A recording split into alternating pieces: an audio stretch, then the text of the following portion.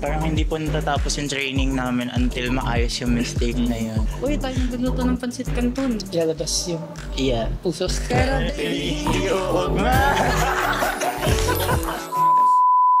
Ready, go! We are Neo! Lilipad na ako, patungo sa pinangarap na hiraya. Yakapin mo lang ako, o nandito lang ako sa'yo. Hi everyone, I'm Blue. Hello, my name is Ryu. Konnichiwa, what's up? I'm Jem. Hi, I'm Louise. And I'm Dawn. And this is Getting to Know Neo with Blog Play.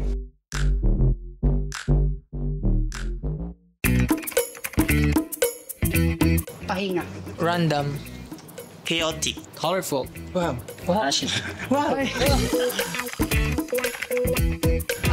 Neo cover group po. Kasi matagal po kasi kami nagtawag dito po, nung trainee pa lang po, matagal po kaming puro cover po.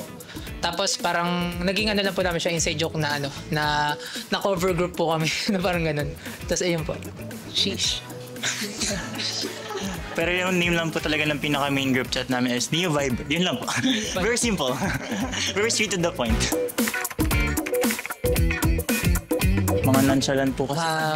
Yung manager po Si coach po. pag may mga mga events po na na kailangan po namin parang nilalapit niya po Announcements. Pero aside po, coach. si Jem po. Kasi po pag nasimulan na po yung interest niya, tuloy-tuloy na po yun. Hindi na siya mananahimik. Hanggang log out ka na lang. Ikaw na mag-give up sa kanya. Nag-reply naman po, late lang. 3 days business time. 3 business days. Ano po kasi, gising kami sa gabi, tapos tulog kami sa umaga, kami dalawa ni Kuya Luis. Since may work kami sa graveyard shift. Ayun po. Saludo. Dancing. At leading. Pagalitan po kami. Yeah, dancing. Dancing din. I would never try. Talk. Would never talk. Kakasalita ko lang Would never drink alcohol. Yeah. Among everyone po, parang siya po yung pinaka-responsible when it comes to health and wellness. WRP. Yes. Someone na smoke. Would never smoke. Yes. Would never do anything. Would never let other people sing yung mga parts niya. Pagdidirect po.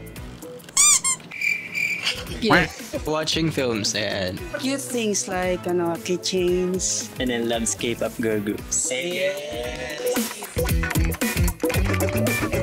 Makes us laugh. Ayun po, always makes us laugh po. Tapos ang random po. Pagkuwari, seryoso po kami. Tapos bigla po siyang kakanta bibirit po, mga ganun. Parang po siyang na-autoplay. Kahit hindi mo po pindutin. Medyo na lang talaga ako. Pang-back up lang.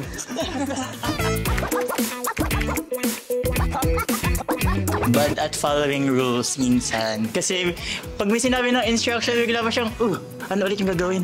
Tapos pag may tatanong niya ulit doon, tapos nakakalimutan, mabilis lang makalimot. Pero go lang din. Ako din eh. Hindi ka gawin man yung best niya lagi para Yes, very bunso. Uy, tayo nagluluto ng pansit canton. Ayun, nireveal lang. Diet po ka. Huwag na mag-prito ng hotdog. Dati po kasi si Jem nagluluto sa amin nung wala pa po sila Ate Marian. Pero ngayon po na-focus kasi sa training. So thankful kami kaya. Shout out! Shout out to you! Pero yung niluluto ko lang po, yung hotdog, itlog yung Tapos mga sardinas. Yes. May sauce. Wala na silang tiwala magluto ako. Lagi po sunod. I guess when it comes to stable vocals po, syempre si Jem. Yan po siya po yung main vocal. Okay. Sample. Yung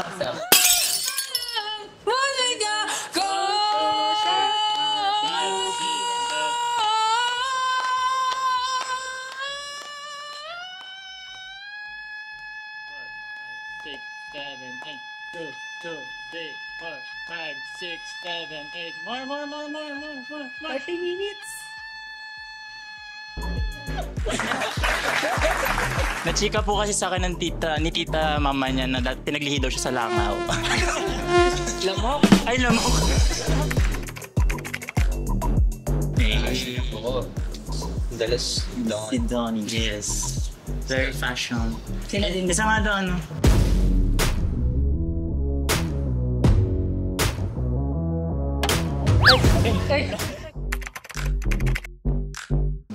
Leader.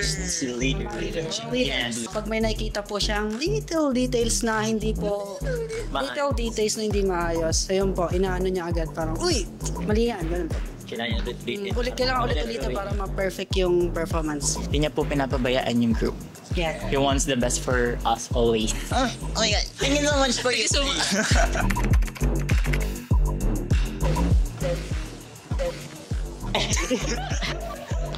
Pero Oo nga. Automatic po sa kanya yan. Wala ipopost talaga. Normal na. Feeling ko pag nasa ano po siya, PBB po siya, parang siya yung first evicted. Kasi si kuya na magsasawa sa akin. silang dalawa po, Christian and Kuya Blue.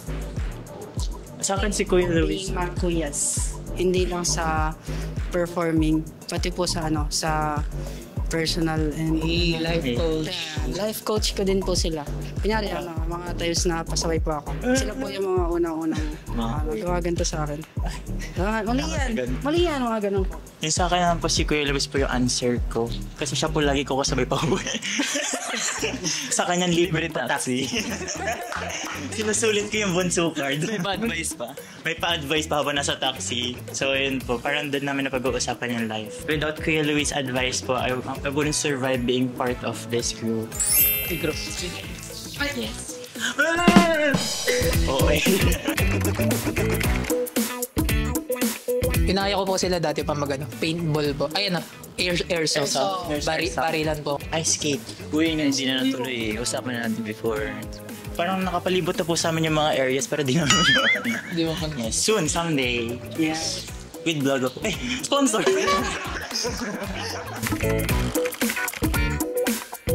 Yung isa po sa mga mahirap po is siguro napupuno po kami ng anxiety and parang thoughts, pressure kasi di po namin alam kung ano magiging reaction ng mga tao sa debut song namin since matagal na rin po kaming napakilala na and marami rin po nangyari during the duration ng training namin and nasubaybayan din po siya ng mga tao so parang this is the time na parang song na namin about sa amin na mismo yung mga ipa-perform namin malaking pressure and ano tawag din? Ilalabas yung Yeah. Gumaan yung loob po namin after nung na-release since priority namin muna po is magustuhan ng mga nagsusuporta po sa amin before we even dream na parang may marami pang tao makaano sa amin. Inuna po muna namin yung mga taong nandun since day one. Yes. Hopefully marami pa pong makakilala sa Neo and support us soon. Kilala naman na po namin isa't isa. Parang kahit natutulog na, oy, yung ano. Uy, hilig na rin. Yeah.